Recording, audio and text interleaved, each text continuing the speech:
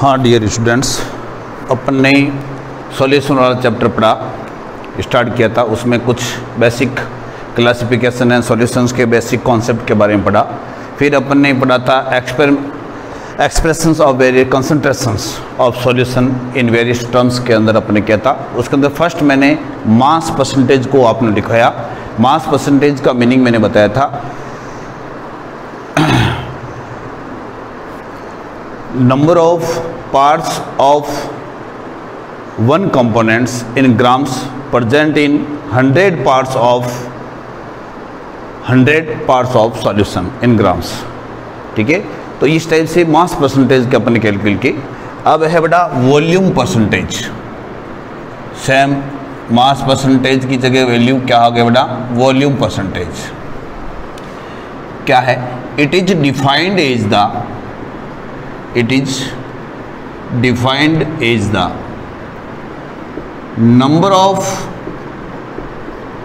number of parts of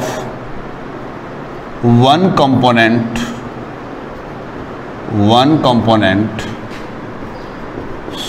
solute or solvent in grams present in 100 parts of solution in grams, sorry in ml, in ml के अंदर। Grams में तो बेटा mass percentage हो गया volume. If we consider volume of solute is equal to V, A, volume of solvent is equal to VB, then volume percentage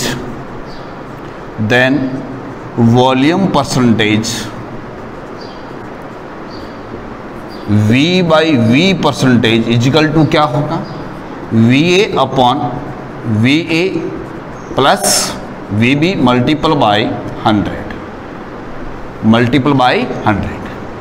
okay, और unit क्या होगी बेटा, यूनिट लेस टर्म है ये कैसा है, यूनिट लेस टर्म। वॉल्यूम ऊपर और वॉल्यूम नीचे कैंसिल हो गया, cancel out, then unitless term.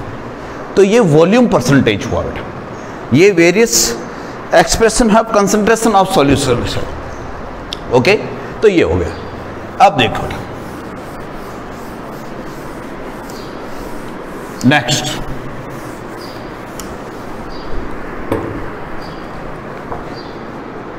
Parts पर मिलियन।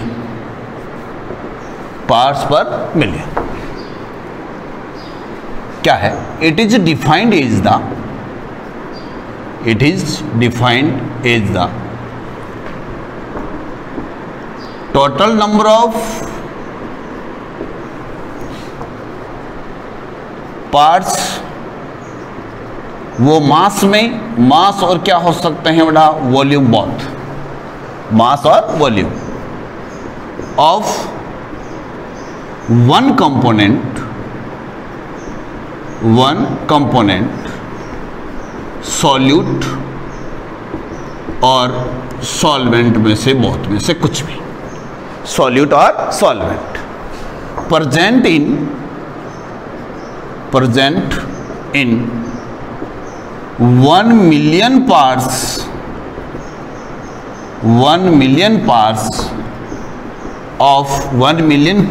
वही मास और वॉल्यूम में हो सकते हैं, मास और वॉल्यूम।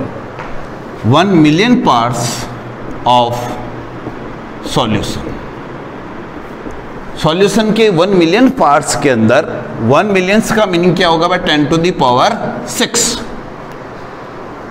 तो किसी वन कंपोनेंट्स के सॉल्यूट और सॉल्वेंट में से किसी वन कंपोनेंट्स के कितने नंबर ऑफ पार्ट्स हैं वो 1 मिलियन पार्ट सॉल्यूशन में प्रेजेंट है, वो उसका क्या कहलाता है बेटा, पार्ट्स पर मिलियन। ओके, वो की वो बात मास और दोनों के अंदर कर सकते हैं अपन। तो मैं इसको लिखूंगा पीपीएम, शॉर्ट में इसको क्या बोलते हैं बेटा, पार्ट्स पर मिलियन, शॉर्ट में इसको पीपीएम बोला जाता है। तो पार्ट्स ऑफ वन कंपोनेंट वो किसी भी फॉर्म में हो सकते हैं, ग्राम्स में हैं, और तो नीचे भी वॉल्यूम का मास भी क्या आएगा बेटा, ग्राम्स में। पार्ट्स ऑफ वन कंपोनेंट्स वो सॉल्यूट और क्या होगा, सॉल्वेंट, बोथ, दोनों में से एक। Parts, total parts of solution multiple by 10 to the power 6, 10 to the power क्या है बेटा, 6 के अंदर। यह यूनिट कब यूज में ली जाती है, तो अपन क्या लिखेंगे, this is useful when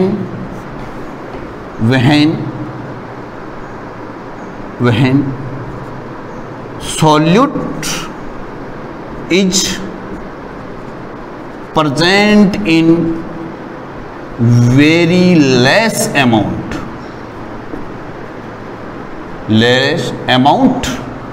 and solvent is present in greater amount।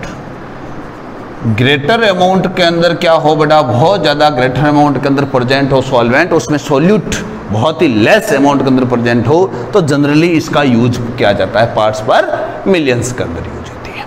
ठीक है, और यह भी क्या है बेटा, यूनिट लेस, बिकॉज ऊपर बेटा वन कंपोनेंट्स अगर मास के बनेंगे तो ग्राम्स में आएगा, तो टोटल नंबर ऑफ पार्ट्स नीचे सॉल्यूशन के भी किस में आएंगे, ग्राम्स में, और आपस में फर्दर क्या होगा बेटा, कैंसिल आउट हो जाएगा। तो ये यूनिट लेस टर्म है, ये कैसे टर्म है बेटा, यूनिट लेस टर्म है। ओके, तो इस टाइप से अपन का ये हो गया यूनिट। तो अपने बेटा 3 यूनिट्स की अपने स्टडी की है, mass percentage, volume percentage and parts पर मिलियन। ठीक है, नेक्स्ट कंसंट्रेशन की टर्म्स आती है बेटा, 11th क्लास में भी आपको उसने पढ़ी है, इम्पोर्टेंट भी है, चाहे प्रैक्टिकल के पर्पज से हो और चाहे थ्योरी के पर्पज से हो और चाहे आगे कंपटीशन के पर्पज से हो, ये इम्पोर्टेंट है। वो है बेटा मोलरिटी,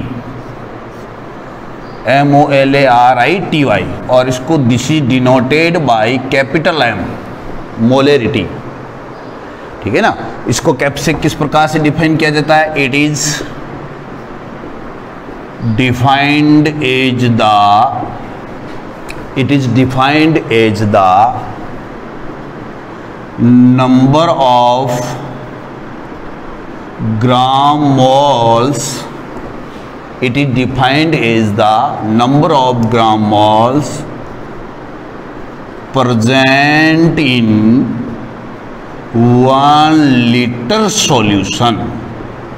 1 लीटर सॉल्यूशन में कितने number of gram moles, it is defined as the number of gram moles of solute, किसके, ओनली बेटा सॉल्यूट के, यहाँ पर सॉल्वेंट एंड सॉल्यूट नहीं, दोनों नहीं, ओनली सॉल्यूट। तो it is defined as the number of gram moles of solute present in a 1 litre solution. 1 litre solution के अंदर कितने number of gram moles present है, किसी मॉल्स की अपनी 11th क्लास में बताई मैंने, अभी फॉर्मूला और बताऊंगा आपको। ठीक है, तो it is defined as the number of gram moles of solute present in 1 litre solution. देखो बेटा, अब देखें अपन, इफ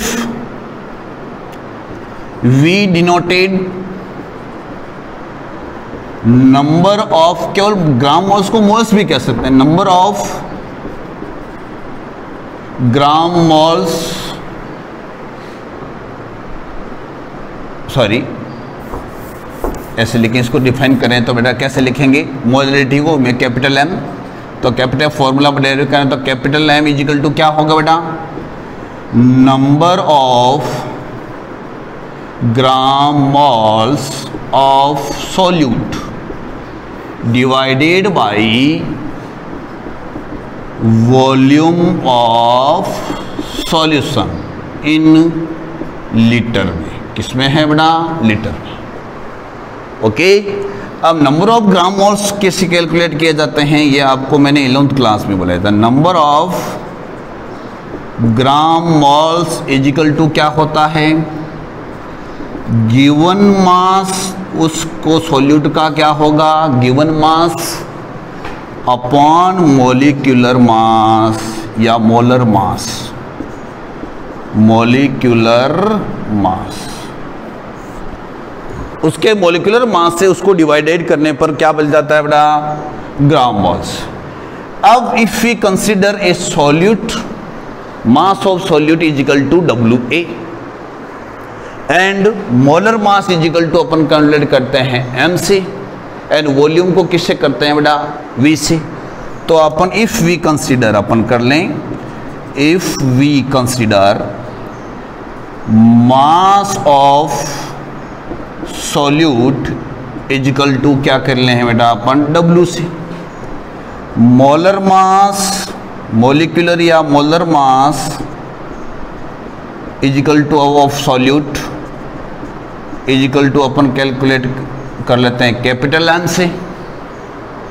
ओके, कैपिटल M से इसको एक्चुअल कर लें, and volume of solution is equal to consider कर लेते हैं V से। तो इस फॉर्मूले के अंदर लिखें बेटा अपन, तो ये फॉर्मूला आगे अपन लिखेंगे तो क्या आ जाएगा, W upon capital M। Okay, given mass को किससे अपन ने किया, W से, मोलर मास को किससे किया बेटा, M से, कैपिटल M से। तो फॉर्मूला क्या होगा, मोलरिटी को, molarity is equal to W upon capital M, ये मोलिकुलर मास है, ये क्या है बेटा, मोलिकुलर मास। ओके, या मोलिकुलर WT से लिख दूँ तो यहाँ पर WT मोलिकुलर वेट इनटू क्या आएगा बेटा, वॉल्यूम। वॉल्यूम को किससे अपन ने किया है, V से। ये कब है, जब इन क्या हो, लीटर में। ये कब होगा बेटा, जब लीटर में। तो मोलरिटी का फॉर्मूला क्या बन गया अपन का, मोलरिटी का फॉर्मूला हो गया, molarity is equal to WA upon molecular weight into volume in litre. Okay, ये WT तो मैंने इसे लिखा कि मोलिकुलर वेट आपको इजी वे से याद हो जाएगा, वरना ये भी कैपिटल M और ये भी कैपिटल M से अपन शो करते हैं तो उससे आपको दिक्कत आ जाएगी। ठीक है, आप कंफ्यूज हो जाओगे, वरना मोलरिटी को कैपिटल M से डिनोटेड किया जाता है। ओके, ये 11th क्लास में मैंने कराया भी था, और कई बच्चे जो वीडियो देख रहे हैं उनको भी देखा होगा उसने। तो इस टाइप से ये molarity is equal to given mass upon molecular mass into volume. Volume कब हो बेटा, जब लीटर में। बट जनरली अपन को जो वॉल्यूम की यूनिट मिलती है क्वेश्चंस में, वो वॉल्यूम की यूनिट अपन को किस में मिलती है बेटा, वो ग्राम ml में मिलती है। ठीक है ना, मिलीलीटर में मिलती है। तो if volume is given in ml, तो अपन क्या कहेंगे, if volume is given in ml, किसमें हो बेटा, ml में, तो वो फॉर्मूला क्या होगा, तो molarity, then molarity is equal to क्या हो जाएगी, molarity is equal to W upon M molecular weight into volume. Volume को लीटर में कन्वर्ट करना है, इसलिए मल्टीपल बाई क्या कर देंगे अपन, 1000 से। ओके, तो ये फॉर्मूला हो गया। अब इसकी यूनिट आती है। यूनिट सिंपल सी बात है, अपने कहा given mass upon volume of solution. Given mass किस में होता है बेटा, ग्राम में, और वॉल्यूम अपन जनरली किस में लेते हैं, लीटर में। तो इसकी यूनिट क्या हुई बेटा, ग्राम पर, सॉरी ग्राम में नहीं, अपन ने क्या कहा था, मोल ऑफ सॉल्यूट, तो मोल पर लीटर, मोल पर लीटर। इसकी यूनिट क्या हो गई, मोल पर लीटर, क्योंकि अपन ने क्या कहा, number of moles, gram moles of solute present in a 1 litre solution. तो ये हो गया मोल पर लीटर, इसकी यूनिट हो गई। तो ये मोलरिटी हो गई बेटा। ओके, अब एक क्वेश्चंस कर लेते हैं अपन। जैसे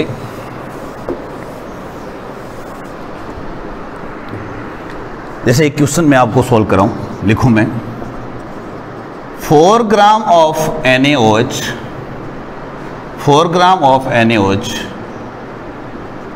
dissolve in water and form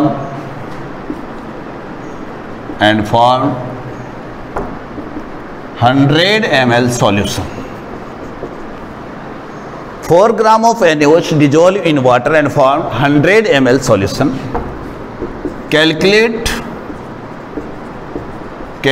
the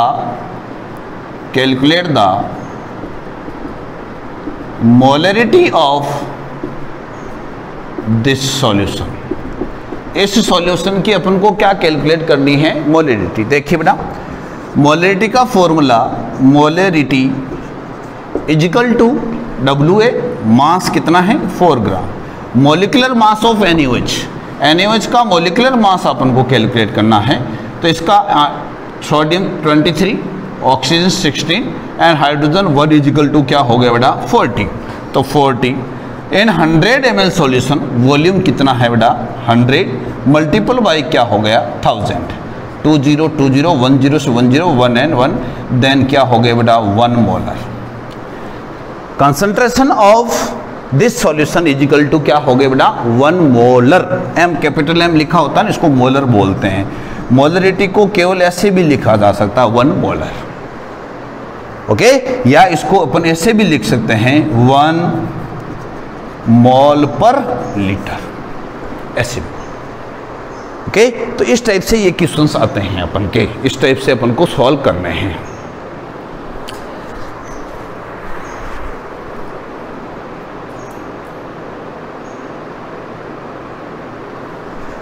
next है बेटा अपन की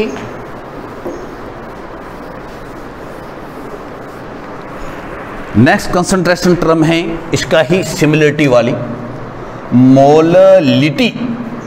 वो मोलरिटी थी. This is denoted by small m. This is denoted by small m. अब क्या है इसकी डेफिनेशन लिखो. It is defined is the number of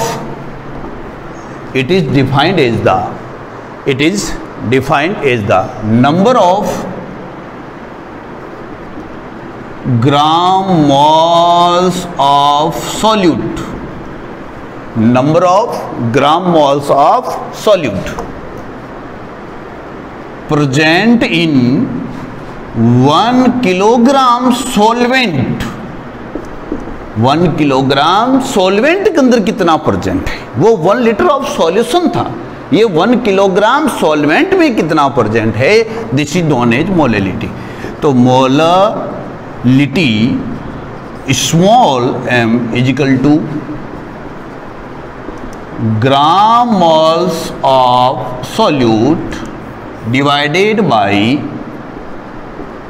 mass of solvent in KG. वही ग्राम मोल्स को अपन उससे लिखे WA अपन, तो molarity small m is equal to क्या हैंगे बेटा? WA upon molecular weight into capital M, mass हो गया. इन क्या हो गई? ये मास किसका है? सॉल्वेंट का, इन केजी. यदि अपन इसको इस ग्राम्स में प्रेजेंट हो, जनरली क्या होगा बेटा? मास ऑफ सॉल्वेंट किस में होगा आपको क्वेश्चन में? ग्राम्स में. देन क्या आएगा? Molarity small m is equal to W upon into mass KG में, ग्राम्स में है तो उसको किससे मल्टीपल करेंगे? 1000 से. तो ये लास्ट अपन का फॉर्मूला बन गया. अब इसकी यूनिट है, वो तो थी ग्राम पर लीटर में, इसकी यूनिट है ग्राम पर केजी. ग्राम पर केजी, सॉरी मोल पर केजी, उसमें मोल पर लीटर थी तो इसमें मोल पर क्या होगी बेटा? केजी. ओके, मोल पर केजी. तो ये 1 किलोग्राम में कितने number of moles of solute present हैं, वो उसकी क्या कहलाती है? मोलरिटी. ओके, तो ये बेटा अपन के क्वेश्चंस के रूप में हो गई. तो मोलरिटी एंड अब लास्ट है बेटा वो है नॉर्मलिटी. लास्ट कौन सी है बेटा? Normality.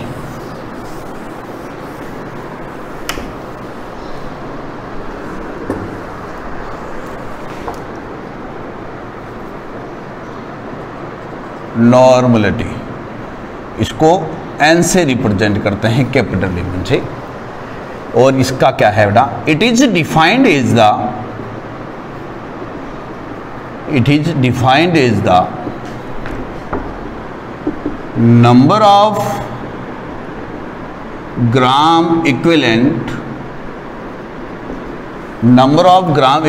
of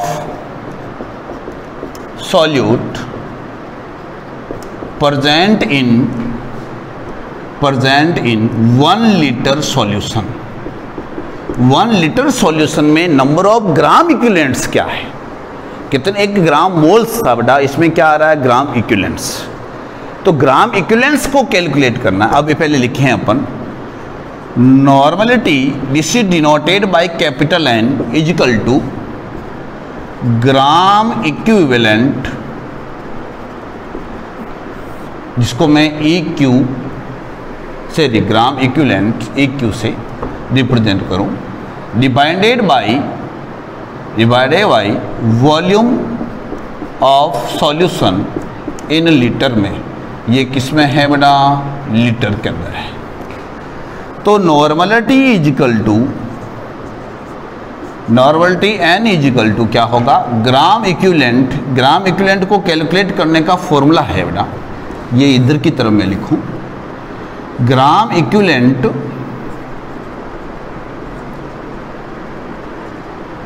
is equal to mass of solute divided by equivalent mass, divided by क्या कहेंगे, इक्विवेलेंट मास।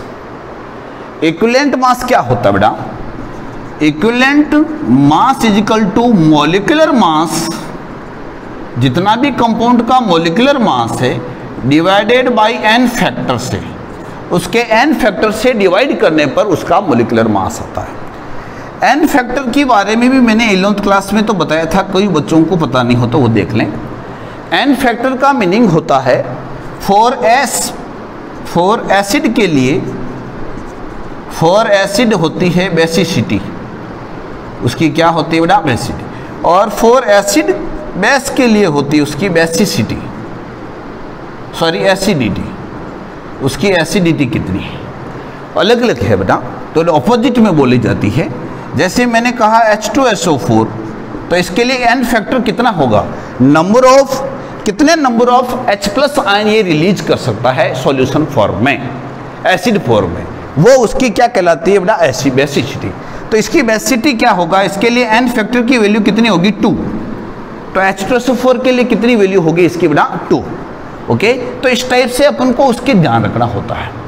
बेस के लिए जैसे मैं बोलूँ आपको NaOH है, तो इसका n factor number of OH ion completely कितने डिजोल्व कर सकता है, तो 1, इसके लिए n फैक्टर कितना हुआ बेटा, 1 हो गया। ये इस टाइप से लिखी जाती है।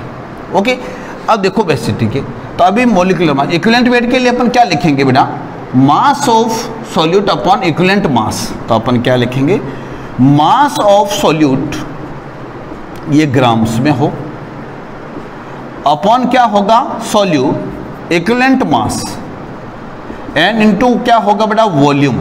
वॉल्यूम सॉल्यूशन का होगा वो किस में होगा, लीटर्स में। किस में होगा बेटा, लीटर्स में।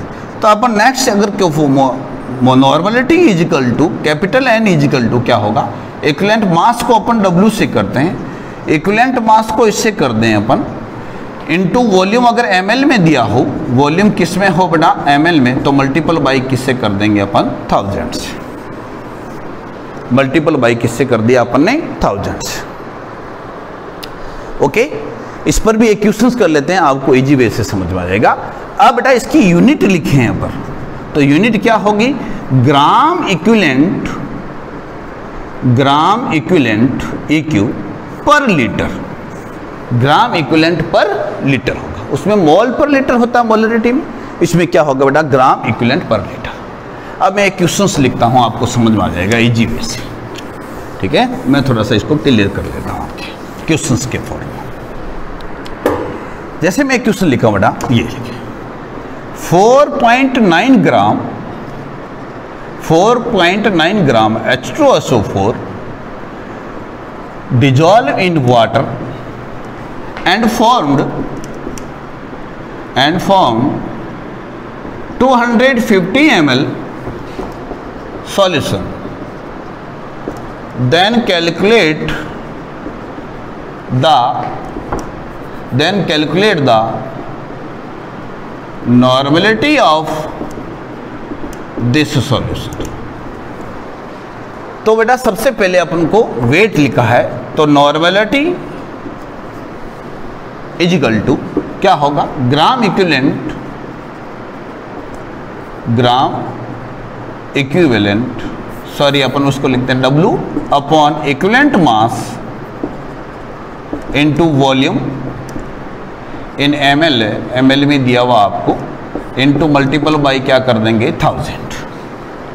W अपन को दिया है बेटा normality is equal to 4.9। Equivalent mass होता है बेटा, मोलिकुलर मास होता है H2SO4 का, तो इक्विवेलेंट मास इसका होगा, H2SO4 का मोलिकुलर मास होता 98, इक्विवेलेंट मास इसको n फैक्टर कितना है 2 से डिवाइड किया तो किसका हो गया बेटा 49।